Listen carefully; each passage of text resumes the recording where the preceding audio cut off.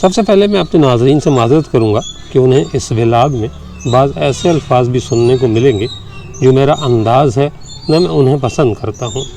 درخواست ہے کہ انہیں وقتی ضرورت سمجھ کر صرف نظر کیجیے گا۔ السلام علیکم ناظرین، میں ہوں سید ذوالفقار گیلانی اور آپ دیکھ رہے ہیں گیلانی ٹاکس۔ مغلوں کا تیسرا شہنشاہ جلال الدین محمد اکبر جب برسر اقتدار آیا تو اس کی عمر صرف 11 سال تھی۔ شروع میں تو آگرہ دارالحکومت رہا، لیکن ایک وقت ایسا بھی آیا جب اس نے لاہور شہر کو اپنے دارالحکومت کے طور پر چنا۔ یہاں ایک قلعہ ہوا کرتا تھا بلبن کے زمانے کا، یعنی سلطنت دہلی کے زمانے کا کچا مٹی سے بنا ہوا قلعہ۔ اس نے اس قلعے کی پختہ اینٹوں سے تعمیر کرائی اور خود بھی 1584 سے 1598 تک وہ لاہور میں مقیم رہا۔ کہتے ہیں کہ اس نے لاہور کو باقاعدہ ہندوستان کا دارالحکومت قرار دے دیا تھا۔ لاہور کا قلعہ جو اس میرے پیچھے ممکن ہے کہ آپ کو اس کی کوئی دیوار نظر آ رہی ہو، اس نے لاہور کے نہ صرف قلعے کو ترقی دی، قلعے میں بہت ساری عمارتیں تعمیر کروائیں، بلکہ جو قلعے کے ساتھ جڑا ہوا شہر تھا جسے اب اندرون لاہور کہا جاتا ہے یا ورلڈ سٹی آف لاہور کہا جاتا ہے، اسے بھی اچھی خاصی ترقی دی۔ میں جہاں کھڑا ہوں یہ قلعے مطلب اس کے جنوب کا علاقہ ہے۔ اسی مقام پر مطلب قلعے کے جنوب میں اکبر نے ایک کالونی آباد کی ان لوگوں کے لیے جو یا تو دربار میں کام کرتے تھے، یعنی درباری تھے، امراء تھے، یا کسی نہ کسی طور ان کا تعلق مغلیہ دربار یا لاہور قلعے سے بنتا تھا۔ چونکہ یہ سارے وہی لوگ تھے جو شاہی دربار سے وابستہ تھے، اس لیے اس محلے کو نام دیا گیا شاہی محلے کا۔ شروع میں تو صرف امراء، درباری اور جو ہے وہ جو شہنشاہ کے قریبی لوگ تھے وہی یہاں آ کر آباد ہوئے، لیکن پھر رفتہ رفتہ یہاں خواتین بھی آباد ہونے لگ گئیں، وہ خواتین جو کسی نہ کسی طور دربار مغلیہ سے وابستہ تھی۔ یہ خواتین طوائفی تھیں، لیکن یہ جسم فروشی نہیں کرتی تھی، بلکہ رقص و سرود کی محفلوں سے مغل دربار کی رونق دوبالا کیا کرتی تھی۔ یہ سلسلہ چلتا رہا۔ مغلوں کے دور میں فن کی بہت سرپرستی رہی، کیونکہ یہ وہ دور تھا جب شاہی محلے کی خواتین اشرافیہ کے لیے سماجی علامت سمجھی جاتی تھی۔ اس کے بعد مغلوں کا جب زوال ہوا اور سکھ یہاں برسر اقتدار آئے تو مہاراجہ رنجیت سنگھ کا ایک جنرل تھا جس کا نام تھا ہیرا سنگھ نابھا یا ہیرا سنگھ ڈوگرا اسے کہا جاتا تھا۔ بعد میں یہ سکھ سلطنت کا وزیر اعظم بھی بنا۔ جب رنجیت سنگھ کا انتقال ہوا 1839 عیسوی میں تو اس نے لاہور قلعے کے ساتھ اسی شاہی محلے میں اناج کی ایک منڈی بنائی، کیونکہ اس کا خیال یہ تھا کہ یہاں چونکہ لوگوں کی رہائش بھی ہے، طوائفیں بھی ہیں، شام کو محفلیں بھی سجاتی ہیں، مطلب کوٹھے بنے ہوئے ہیں، لہذا یہاں منڈی اچھی خاصی منافع بخش رہے گی کہ لوگ اناج خریدنے کے لیے بھی آئیں گے، اور اگر ان کا دل چاہے تو وہ شام کو اپنا دل بہلانے کے لیے ان کوٹھوں پر بھی جائیں گے جن کوٹھوں پر وہ طوائفیں رہتی تھیں۔ چنانچہ یہ شاہی محلہ ہیرا سنگھ دی منڈی یا ہیرا سنگھ کی منڈی کہلانے لگا، لیکن وقت کے ساتھ ساتھ درمیان میں سے سنگھ بھی نکل گیا، دی بھی نکل گیا اور خالی ہیرا منڈی بچا۔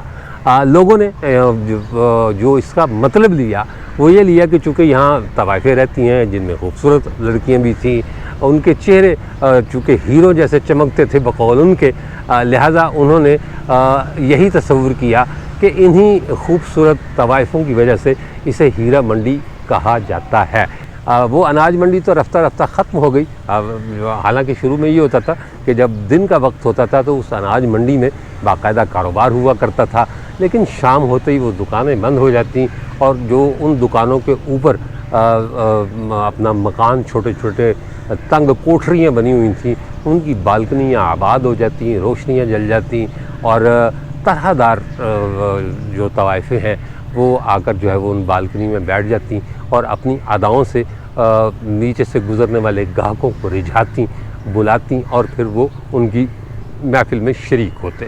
تو پھر اناج تو یہاں سے کہیں اور چلا گیا۔ اس کے بعد پھر جو ایک دور آیا کہ یہاں چپلوں کی دکانیں کھل گئیں، یہاں کھانے پینے کی دکانیں کھل گئیں۔ اب بھی کئی بازار ایسے ہیں جن میں جوتے بکتے ہیں، لیکن وہ سر شام بند ہو جاتی ہیں، جوتوں کی دکانیں اور دوسری دکانیں، اور شام کو پھر وہی ایک نیا شہر آباد ہو جاتا ہے۔ اب بھی مطلب بعض گلیاں ایسی ہیں جہاں طوائفیں رہائش پذیر ہیں اور وہ رات ہوتے ہی اپنی محفلیں جماتی ہیں جو صبح گئے تک چلتی ہیں۔ اس میں شک نہیں کہ مغلوں نے لاہور کو ایک نئی شناخت دی اور درجنوں ایسی تعمیرات کی جو آج اس شہر کا ورثہ ہیں، لیکن اس حقیقت سے بھی انکار نہیں کیا جا سکتا کہ لاہور کو طوائفوں کا تحفہ دینے والے بھی مغل ہی تھے۔ 450 سال پہلے جب طوائفیں اس علاقے میں آباد ہونا شروع ہوئیں تو ابتدا میں رقص کرنے والی لڑکیوں کو جاگیرداروں اور متمول افراد کے گھروں میں جگہ دی جاتی اور انہیں ماہانہ تنخواہ ملا کرتی۔ ان کے گھر والوں اور موسیقاروں کے اخراجات بھی انہیں رکھنے والے ہی برداشت کرتے تھے۔ بعد میں ان خواتین کو رہنے کے لیے الگ جگہیں دینے کی ضرورت پیش آئی اور اس طرح مختلف محلے، کوچے اور گلیاں ان کا گڑھ بن گئیں جو ان کے ناموں سے مشہور ہوئیں۔ مغلوں کے زمانے میں لاہور کا سب سے پہلا بازار حسن یا چکلا اندرون لاہوری دروازہ قائم ہوا۔ لاہوری گیٹ کے چوک بخاریاں کا نام پہلے چوک چکلا ہی ہوا کرتا تھا۔ جب طوائفیں یہاں سے کوچ کر گئیں تو اس چوک کا نام بھی تبدیل کر دیا گیا، لیکن بڑے بوڑھے اب بھی اس چوک کو پرانے نام سے ہی پکارتے ہیں۔ اس کی ایک اور مثال چوک متی ہے جو ایک امیر اور مقبول طوائف سے منسوب ہے، کیونکہ یہیں اس کی 4 منزلہ کوٹھی ہوا کرتی تھی جو اب ختم ہو چکی، لیکن چوک اب بھی موجود ہے۔ یہ اس خطے کا سنہری دور تھا کیونکہ مغل دور میں ان علاقوں میں ریاست سے تعلق رکھنے والے امیر لوگ اور ان کے خاندان بھی رہتے تھے۔ یہاں کی طوائفیں خوشی کے مواقع پر ان کے ہاں اپنے فن کا مظاہرہ کرتی۔ طوائفوں کو موسیقی، آداب اور رقص کی تربیت اس وقت کے بہترین استادوں نے دی تھی، اس لیے یہ خواتین اشرافیہ کے لیے سماجی علامت تھیں۔ تقاریب میں ان کی موجودگی کو طبقاتی اور نفاست کا بیان سمجھا جاتا تھا۔ اسی طرح آج کل لفظ کوٹھا کی جس طرح تشریح کی جاتی ہے وہ درست نہیں۔ اس زمانے میں کوٹھا آرٹ کا مرکز ہوا کرتا تھا جہاں صرف گانا، موسیقی اور رقص ہوتا تھا۔ کوٹھوں سے منسلک خواتین خود کو فنکار یا اداکارہ کہتی تھیں۔ یہاں اچھی تحریریں لکھی جاتی تھیں اور شاعری ہوا کرتی تھی۔ بہت اعلیٰ درجے کا مکالمہ ہوتا تھا اور لوگ گفتگو کرنے کا ہنر جاننے کے لیے یہاں آیا کرتے تھے۔ وہ یہاں آ کر سیکھتے تھے کہ معاشرے میں بات چیت اور استدلال کیسے کیا جائے۔ یہی وجہ تھی کہ مغل بادشاہ، نواب اور امراء اپنے شہزادوں کو ثقافت، تہذیب، اٹھک بیٹھک یہاں تک کہ کھانا کھانے کے آداب تک سکھانے ان طوائفوں کے پاس بھیجا کرتے تھے۔ یہ طوائفیں جسم فروشی نہیں کرتی تھیں بلکہ صرف رقص تک محدود رہتی تھی۔ مغلوں نے اپنی تفریح تباہ کے لیے مقامی ہندوستانی لڑکیوں کے علاوہ بطور خاص خوبصورت افغان اور تاجک لڑکیاں اس بازار کے لیے بلوائیں اور انہیں باقاعدہ رہائش اور روزگار فراہم کیا۔ موسیقی کی طرف نوابوں اور جاگیرداروں کے بڑھتے ہوئے جھکاؤ کے ساتھ شہر کے دوسرے حصوں سے بھی بہت سے موسیقار یہاں آباد ہونے لگے، جبکہ رعایا بھی موسیقی سے محظوظ ہونے کے لیے ادھر کا رخ کرنے لگی۔ دربار سے منسلک اور قلعے کے قریب ہونے کی وجہ سے رفتہ رفتہ یہ طوائفیں شاہی محلہ منتقل ہو گئیں اور رقص و سرود کی محفلیں موجودہ ہیرا منڈی میں منعقد ہونے لگیں۔ حالانکہ اس علاقے کو اس کا موجودہ نام ایک عرصے کے بعد سکھ دور میں ملا۔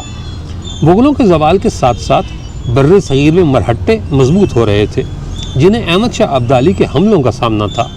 کہا جاتا ہے کہ 1747 میں احمد شاہ ابدالی کے حملے کے دوران یہ علاقہ پہلی بار جسم فروشی سے منسلک ہوا۔ اس کے فوجیوں نے ان عورتوں کے ساتھ کوٹھے بنائے جنہیں انہوں نے فتح کیے جانے والے قصبوں اور شہروں سے پکڑا تھا۔ بیشتر لڑکیوں کو پنجاب کے علاوہ کشمیر، کابل اور قبائلی علاقوں سے لایا گیا۔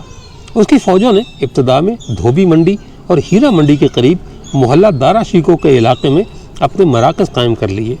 ابدالی کے حملے کے بعد پیدا ہونے والی صورتحال کے باعث غربت بڑھی اور اس علاقے میں پیسوں کے عوض کوٹھوں پر جسم فروشی کا کاروبار بڑھنے لگا۔ اس صورتحال کو دیکھتے ہوئے غربت سے نبرد آزما خواتین بھی روزگار کے لیے اس پیشے میں شامل ہونے لگیں۔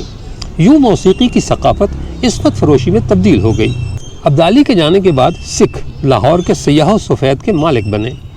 چند دہائیوں بعد مہاراجہ رنجیت سنگھ کے وزیر اعظم دھیان سنگھ کے بیٹے اور جنرل سے وزیر اعظم بننے والے हीरा सिंह डोगरा या हीरा सिंह नाभा ने महसूस किया कि शाही मोहल्ला शहर के बीचों बीच वाक़ है, जिसे तवाइफों की मेज़बानी के साथ साथ एक बाज़ार की हैसियत से इक़्तिसादी मरकज़ के तौर पर भी इस्तेमाल में लाया जा सकता है। कहते हैं कि हीरा सिंह महाराजा रंजीत सिंह का मुँह बोला बेटा भी था।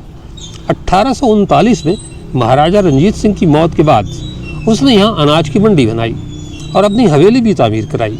यहीं से इसे हीरा सिंह दी मंडी या हीरा सिंह की मंडी कहा जाने लगा, जबकि कुछ अरसे बाद ये सिर्फ हीरा मंडी ही रह गया। 1845 से 1849 के दौरान दो फैसला कुन एंग्लो सिख जंगों के नताइज ने हीरा मंडी पर बहुत बुरे असरात मुरतब किए। 1849 में सिख सल्तनत का खात्मा करके बरसरे इख्तिदार आने वाली बरतानवी ईस्ट इंडिया कंपनी के अंग्रेज़ों को तवाइफों के दरबारी रक्स और मौसीकी की सरपरस्ती करने में कोई दिलचस्पी नहीं थी। वो जिस्मों के परस्तार थे, चुनांचे मुजरों का कल्चर इस्पत फरोशी से वाबस्ता हो गया।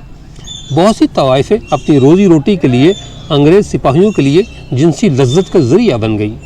कई कोठे पुरानी अनारकली के इलाके में मुंतकिल हो गए, क्योंकि अंग्रेज़ों की इब्तदाई छौनी वहीं थी। 1850 की दहाई के अवाइल में लाहौर के फसीलदार शहर में ताउन फैला, तो बरतानवी इंतज़ामिया ने अपनी छौनी को अनारकली से धर्मपुरा मुंतकिल कर दिया, जो आज भी वहीं है। इस्पत फरोशी करने वालियों को भी वहाँ मुंतकिल करने की कोशिश की गई, लेकिन बहुत सी लड़कियाँ पीछे रह गईं, इसलिए उन्हें पहले लोहारी दरवाज़ा और फिर टकसाली दरवाज़ा भेज दिया गया। लेकिन बिल आखिर उनकी मंजिल हीरा मंडी और टिब्बी गली ही बनी। उच्चा चेतराम रोड, नीमा चेतराम रोड और मेन बाज़ार को शाही मोहल्ला कहा जाता है, जबकि हीरा मंडी शेखुपुरिया बाज़ार से हीरा मंडी चौक, वहाँ से नौगज़े पीर और यहाँ से खाई तक का इलाका है। इसमें कई सड़कें और गलियाँ शामिल हैं, जिनमें हैदरी स्ट्रीट, कूचा सब्ज़ पीर और आज की फूड स्ट्रीट यानी फोर्ट रोड काबिल ज़िक्र हैं। दिन के वक्त हीरा मंडी किसी भी दूसरे पाकिस्तानी बाज़ार की तरह होती है, जो अपने अच्छे खानों, खुस्सों यानी रवायती मुग़ल जूतों की वसी रेंज, मौसीकी के आलात और रक़्स की दुकानों के लिए जाना जाता है। लेकिन रात को दुकानों के ऊपर कोठे खुल जाया करते थे। ये जगह लाहौर शहर के लिए एक अलामत तो है, लेकिन बाज़ औक़ात हीरा मंडी के अल्फाज ख़ुद ही नागवार गैर रस्मी गुफ्तगू समझे जाते हैं। हीरा मंडी की इस्तिलाहात भी अजीब व गरीब थीं। यहाँ गाने बजाने वाले कमरे को कोठा कहा जाता, जिसे चलाने वाली नायका कहलाती। उसका पक्का मिरासी या मुंशी होता। तमाशबीन गाहक को जजमान कहा जाता, लेकिन इसकी भी अक़साम होती। शाह खर्च को लाड़ा और कंजूस को लेंच कहा जाता।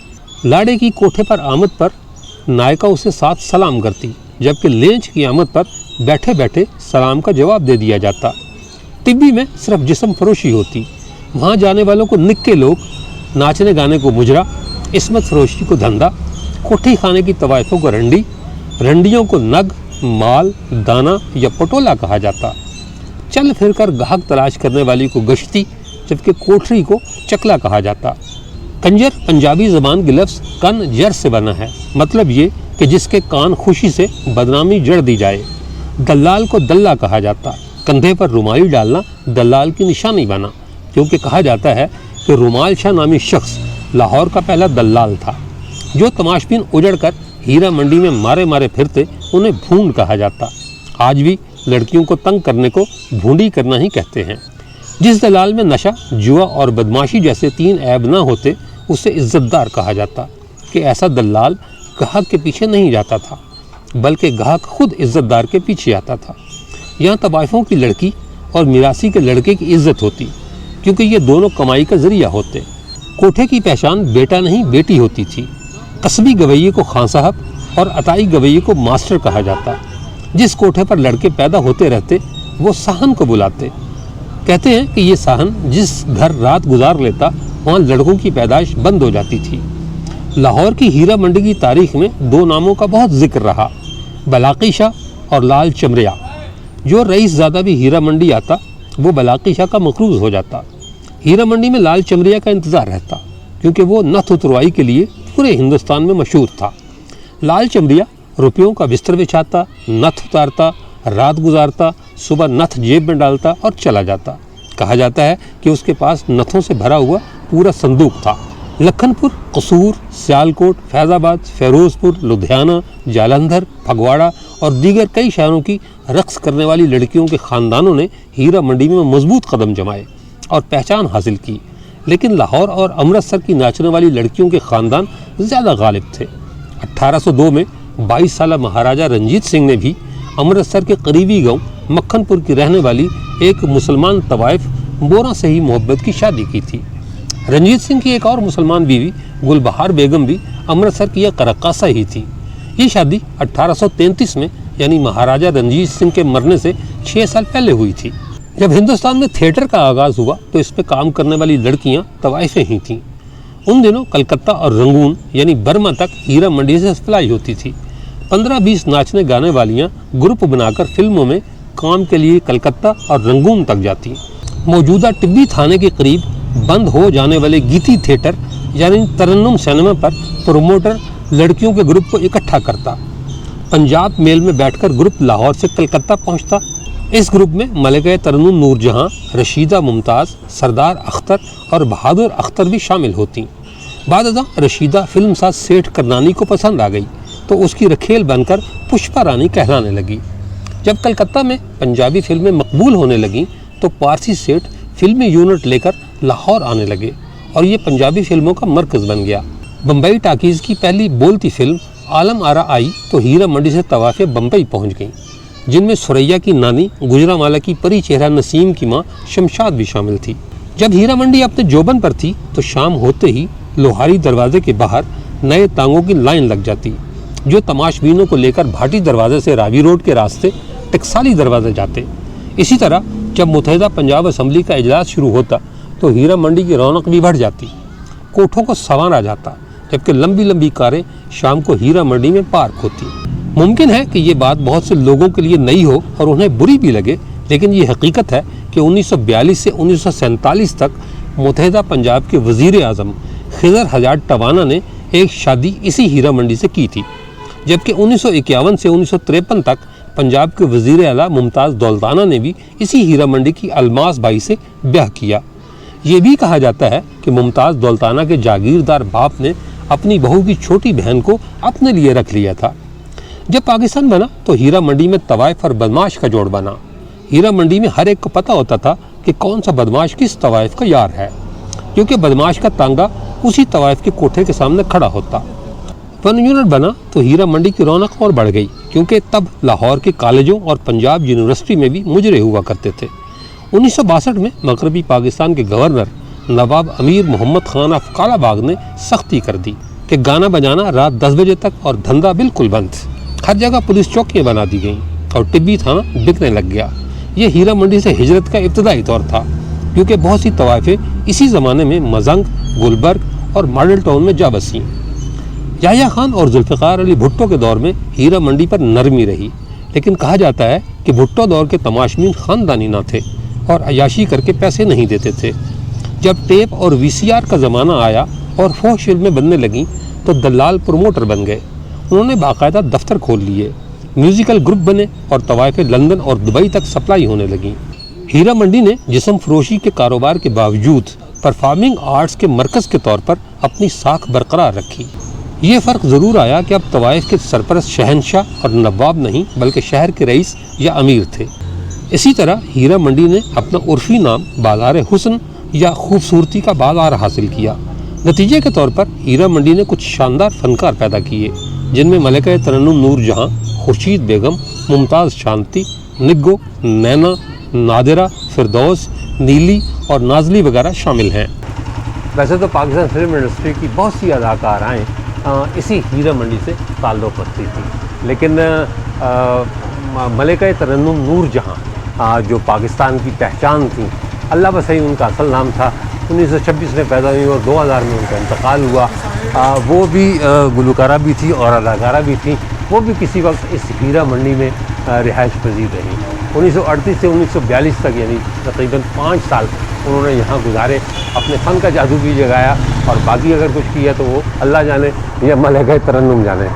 یہ اندرون ٹکسالی گیٹ کا پرانا cinema hall Pakistan talkies Lahore, کہتے ہیں کہ جب اچھا اس کی یہ علاقہ بھی چونکہ اس میں شمار ہوتا ہے ہیرا منڈی میں، تو کہتے یہ ہیں کہ جب ہیرا منڈی کی کسی طوائف کی بطور اداکارہ فلم ریلیز ہوتی تو وہ پاکستان ٹاکیز میں ضرور نمائش پذیر ہوتی، اور جب وہ پاکستان ٹاکیز میں نمائش پذیر ہوتی تو تمام ہیرا منڈی کی طوائفیں گروپوں کی شکل میں یہ فلم دیکھنے کے لیے آتی، اور جو فنکارہ ہوتی تھی اس کو داد بھی دی جاتی، اور مطلب فلم بنانے والوں کو مزید نئے چہرے بھی میسر آتے۔ کہتے ہیں کہ اس زمانے میں جو پاکستان فلم انڈسٹری کے ہدایت کار اور فلم ساز تھے وہ جو پاکستان ٹاکیز میں باقاعدگی سے فلم دیکھنے آیا کرتے تھے، اور جو نئے چہرے انہیں پسند آتے فلم دیکھتے ہوئے وہ انہیں اپنی اگلی فلموں کے لیے کاسٹ کر لیتے یا سائن کر لیتے تھے۔ تو یہ پاکستان ٹاکیز نے ہیرا منڈی کی طوائفوں کو فلم انڈسٹری میں متعارف کرانے میں بنیادی کردار ادا کیا۔ ٹکسالی گیٹ، ٹبی اور ہیرا منڈی کی گلیوں کی بدنامی اپنی جگہ، لیکن یہاں ایک دلکش تاریخ بھی چھپی ہوئی ہے۔ مشہور ناول نگار غلام عباس نے اپنا شہرۂ آفاق ناول آنندی اسی ہیرا منڈی میں لکھا، کیونکہ وہ محلہ ساٹھیاں یا محلہ سمیاں کے رہنے والے تھے۔ اردو کے نامور مصنف سعادت حسن منٹو نے اپنی مختصر کہانی نیا قانون میں ہیرا منڈی کا ایک ہلکا سا حوالہ دیا، جو گورنمنٹ آف انڈیا ایکٹ 1935 کے نفاذ اور ہندوستانی عوام کی ادھوری امیدوں کے پس منظر میں ترتیب دی گئی ہے۔ اسی طرح جدید لاہور کا باپ کہلانے والے سر گنگا رام کا گھر بھی اسی علاقے میں واقع ہے۔ 1947 کے بعد کئی حکومتوں نے لاہور کے علاقے ہیرا منڈی میں جسم فروشی کے صارفین کے لیے سہولتیں بڑھانے کی کوششیں کی، لیکن ناکامی ہوئی۔ سکھوں کے دور میں قائم اناج منڈی البتہ یہاں سے منتقل کر دی گئی، اور اب یہ علاقہ فصیلدار شہر میں سب سے مصروف کھانے کے مرکز کے طور پر مشہور ہے۔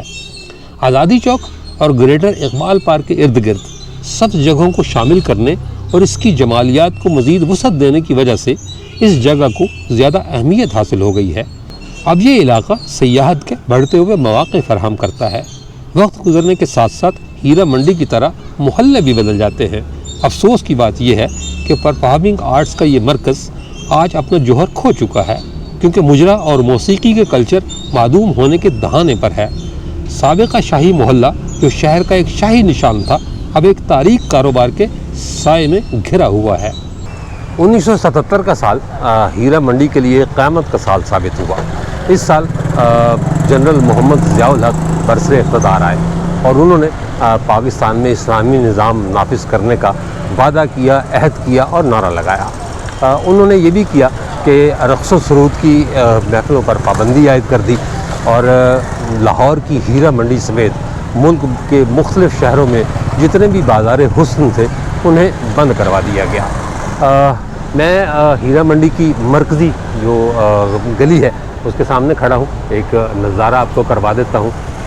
یہ اس گلی کے آخر میں بالکل جو ہے وہ سامنے حجہ پائے والا جو اس محلے کی ایک پہچان ہوتا تھا شروع سے لے کر آج تک ہے، اور لوگ اب بھی آتے ہیں پائے کھانے کے لیے، لیکن اب طوائفوں کے مزے نہیں رہ گئے، اب وہ رقص و سرود کی محفلیں نہیں رہ گئیں۔